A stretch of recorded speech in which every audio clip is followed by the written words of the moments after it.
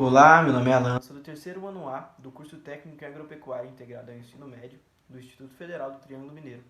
E bem, hoje eu vou estar fazendo uma introdução ao nosso trabalho de química sobre a extração e a exploração do petróleo, certo? Bem, eu estou olhando a minha tela dos slides, está bem aqui na minha frente, então quando eu estiver olhando para frente e não para a câmera é porque eu estou olhando os slides apenas, ok? Certo? Então, bem, vou estar prosseguindo para a apresentação dos integrantes do grupo, ok? O primeiro integrante sou eu, Alan, sou do terceiro ano A. Temos a Maria Vitória do terceiro B, a Mirella também do terceiro B, Riane Beatriz também do terceiro B e por fim a Daniele Cardoso do terceiro ano A. Ok? Então vou passar ali o slide. Ok. Para darmos propriamente o início de verdade ao trabalho, eu vou estar explicando um pouco sobre os hidrocarbonetos, certo? O que são hidrocarbonetos? Bem, os hidrocarbonetos são uma função orgânica muito importante. Bem, eles são compostos orgânicos formados apenas por carbonos e hidrogênios. Então, isso quer dizer que na fórmula química deles vão ter apenas carbonos e hidrogênios, certo? Aqui na figura eu coloquei aqui a fórmula do propano e do butano, que são hidrocarbonetos, estão ali nessa representação aí para que a gente possa ver ele da melhor maneira possível. O propano e o butano são hidrocarbonetos que são comumente utilizados como gases de cozinha, que vão gerar a combustão, produzir uma chama para a gente conseguir conduzir uma chama e utilizar da maneira que for preferível da gente, certo? Passando para o próximo slide, vou estar falando um pouco sobre a principal fonte de hidrocarbonetos da nossa atualidade. Bem, basicamente, bem direto, a principal fonte de hidrocarbonetos que nós temos é o petróleo. Quando a gente fala de petróleo, a gente está falando de um recurso que demorou milhares e milhões de anos para ficar pronto. Ele sofreu diversos processos químicos, fermentações, foi submetido a temperaturas absurdas, a pressões absurdas. Ele transformou a matéria orgânica nesse recurso que a gente conhece como petróleo, nessa principal fonte de hidrocarboneto da atualidade. É válido ressaltar que o petróleo ele é um recurso não renovável. Isso significa que quando a humanidade terminar de explorar todo o petróleo que existe, ele vai acabar e a gente vai ficar sem petróleo, o que vai ser um grande problema. Porque, bem, o petróleo ele produz vários materiais que são muito importantes no nosso cotidiano. O petróleo produz plástico, produz borracha, produz inseticidas, tecidos, combustível e energia. Bem, é válido ressaltar que cerca de 90% do petróleo que a gente explora, que a gente extrai, ele é consumido para geração de energia. Então, 90% ele é convertido em energia.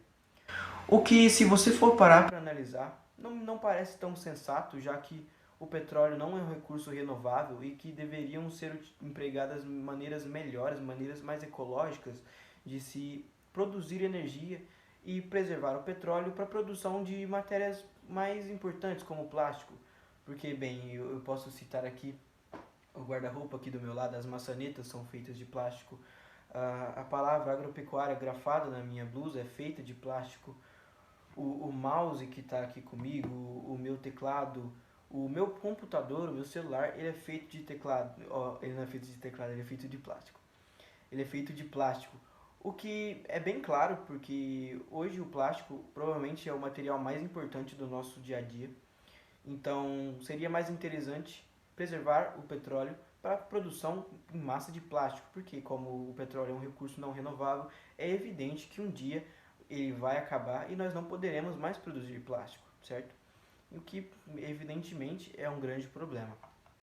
Bem, passando agora para a parte da extração do petróleo, a gente vai pontuar dois tipos de extração, a extração terrestre e a extração marítima. Bem, o pioneiro na extração marítima de petróleo hoje é o Brasil, com a Petrobras, certo? E, bem, pulando um pouco sobre a parte técnica da extração propriamente, eu vou passar logo para a parte da refinação do petróleo, que é a parte mais importante de todo o processo.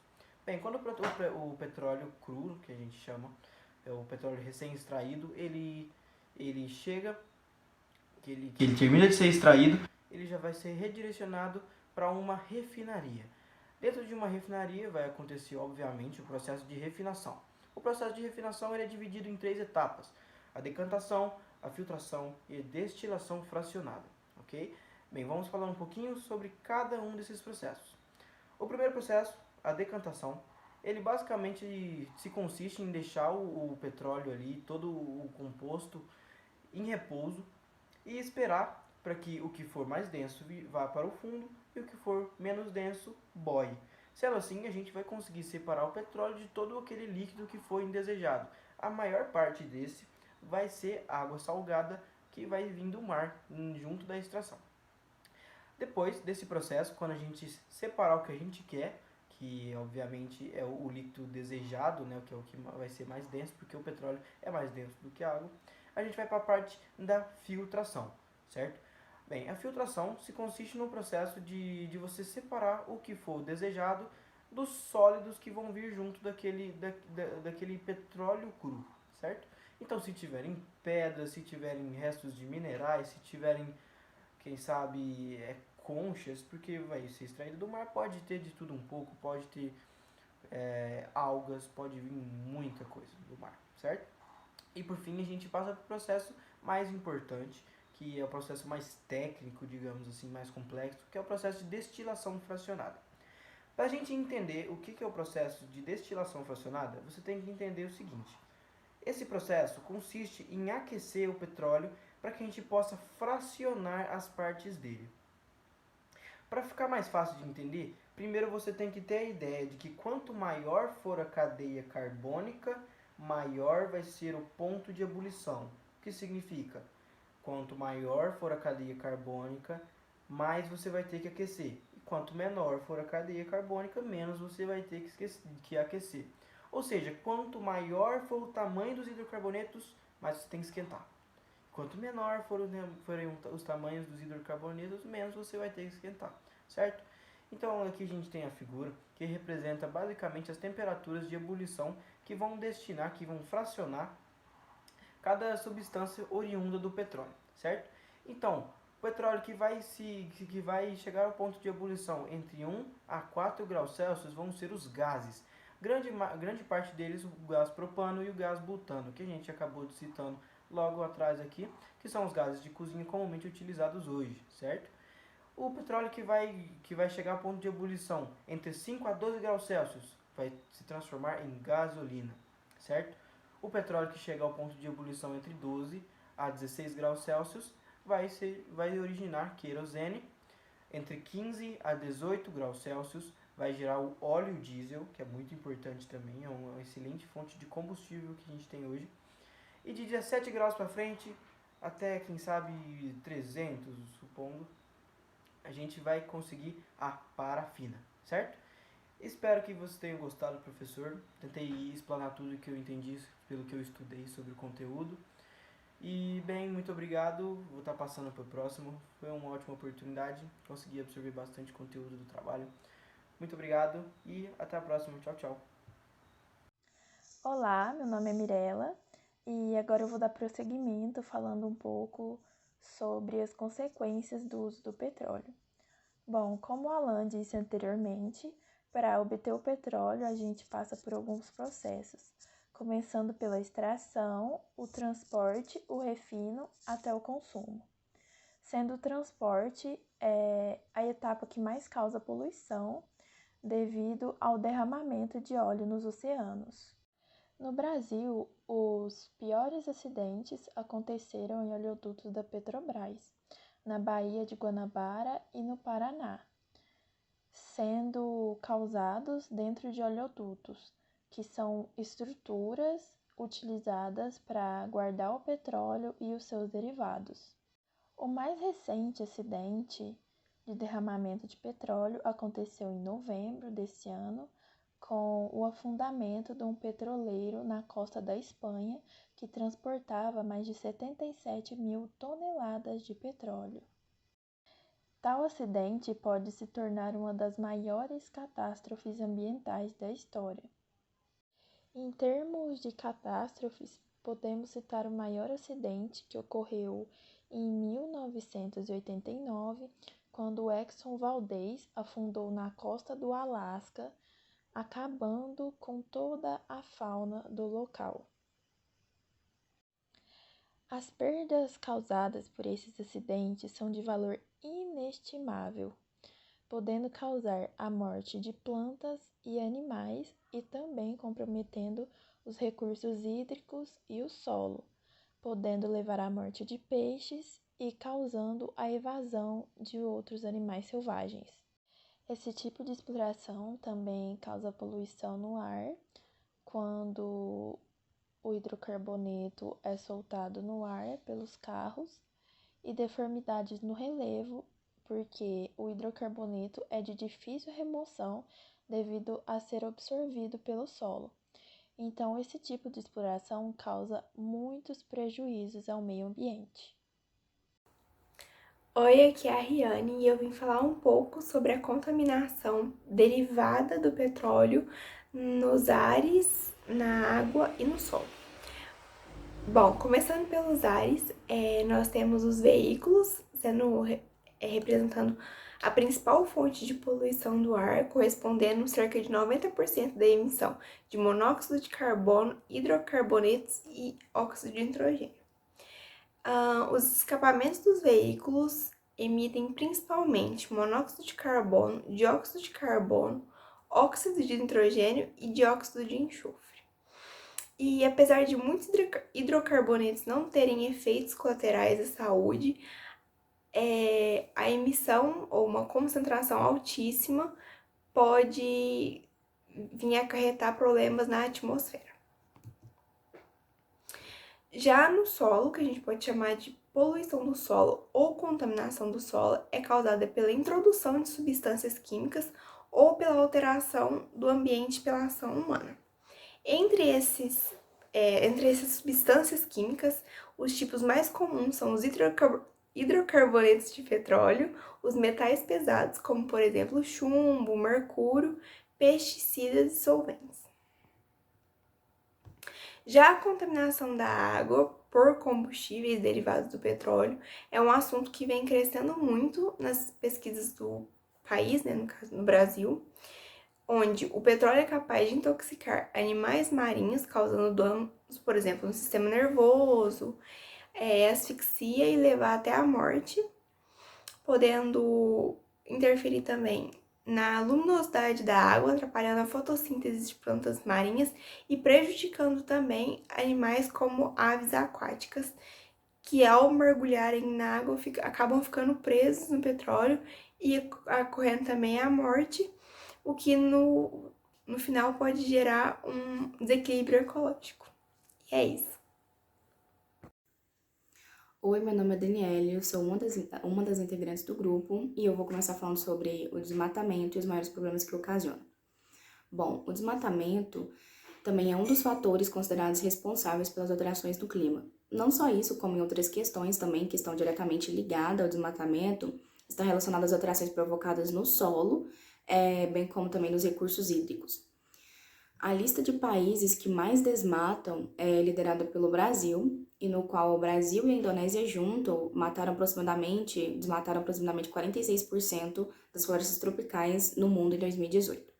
E acredita que esse aumento do desmatamento ele vai prejudicar os esforços para conter o aquecimento global. Bom, o desmatamento, as consequências do desmatamento estão ligadas diretamente à perda da biodiversidade e, consequentemente, à extinção das espécies. Além disso, o desmatamento ele provoca um amplo conjunto de impactos ambientais negativos. E a principal causa do desmatamento está ligada à ação antrópica, ou seja, a atuação do ser humano no processo de remoção da vegetação. Deste modo, o desmatamento, ele, na maior parte das áreas florestadas, é causado diretamente pelas atividades produtivas desenvolvidas pelo ser humano em sua totalidade. Bom, agora eu vou entrar no assunto sobre queimadas. As queimadas elas são utilizadas para limpar determinadas áreas, para renovar pastagens e também para facilitar a colheita de produtos, como exemplo a cana-de-açúcar. Só que esse método ele é prejudicial para o ecossistema, porque ele aumenta as erosões, ele mata micro-organismos que vivem no solo, retira nutrientes e além de causar poluição atmosférica.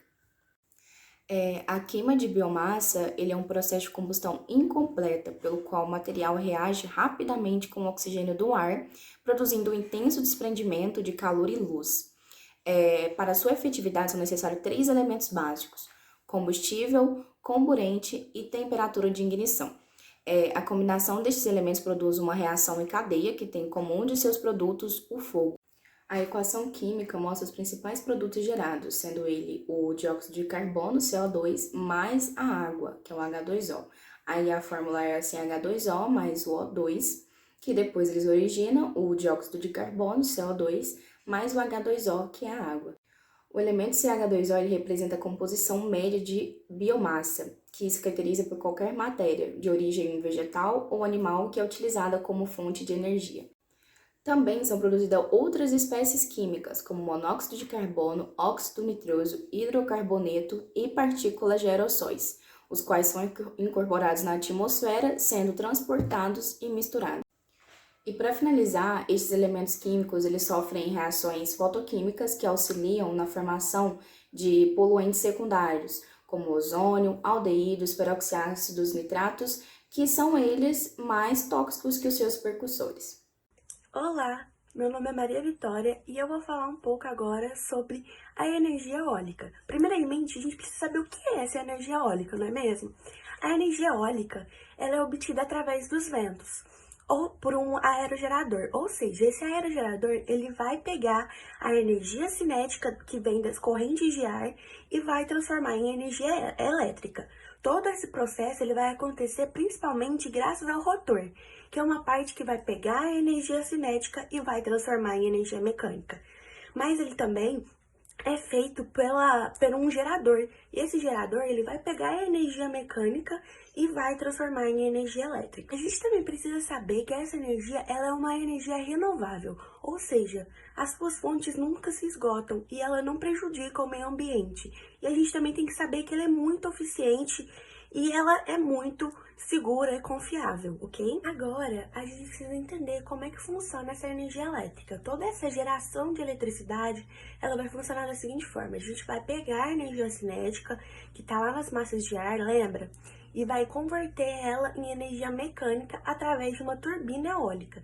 E toda essa energia mecânica que está contida lá na rotação da turbina, ela vai acionar um gerador de eletricidade através de um eixo e depois disso, então, ela vai convertendo a energia elétrica por meio de uma indução eletromagnética em correntes alternadas de energia. A seguir aí nos slides, vocês podem ver imagens que vão ajudar vocês a assemelharem tudo isso que eu falei dentro das imagens para vocês poderem ter uma noção maior de como funciona, ok? Olha, eu trouxe esse catavento aqui para simular pra gente como é que vai acontecer esse processo. Essa parte aqui, ela é chamada de hélice e ela é muito semelhante à asa de um avião. Então, o rotor principal, através de um eixo que está lá na caixa de frenagem, ele vai pegar a energia cinética rotatória e vai levar até uma engrenagem. E essa engrenagem ela tem a função de pegar a rotação de baixa velocidade que está acontecendo pelas pás e vai levar até uma rotação de alta velocidade para que a nossa energia eólica ela rode em alta velocidade produzindo energia elétrica. Aqui também a gente tem um anemômetro, que ele vai ser responsável por medir a intensidade e a velocidade que esse vento está vindo. Enquanto que essa parte aqui, o catavento, ele é responsável por saber em qual direção o vento está vindo e também por transmitir o sistema de controle, para que o aerogerador ele esteja muito bem orientado em relação ao vento. Todo esse equipamento ele vai funcionar através de uma torre fixa que tem solidação própria. Nessa torre vai passar uma linha de transmissão que vai ligar o transformador com o gerador e a partir daí vai alterar o sistema de voltagem e vai enviar a energia através do sistema de transmissão para a distribuição de eletricidade. Os aerogeradores, eles também podem ser instalados individualmente ou em conjunto nos chamados parques eólicos. E esses parques eólicos, eles podem ser instalados Quanto mais longe da costa, melhor, porque aí vai funcionar mais o sistema de aerogeradores com maior quantidade de vento. E por último, e não mais importante, a gente vai tratar sobre no que a energia eólica pode ajudar no hidrocarboneto. Como a gente sabe, é muito encontrado no petróleo hidrocarboneto. E como sabemos, o petróleo não é uma fonte sustentável e não é renovável, e prejudica muito o ambiente, como visto anteriormente. Então, a gente pode pôr essa energia eólica para funcionar nessa questão, para que a gente tenha uma energia sustentável e ao mesmo tempo renovável e que não prejudique o meio ambiente. Então é isso, espero que vocês tenham gostado do nosso trabalho. É isso que a gente queria trazer sobre o hidrocarboneto para apresentar para vocês. Espero que gostem. E é isso, abração e beijos. Tchau!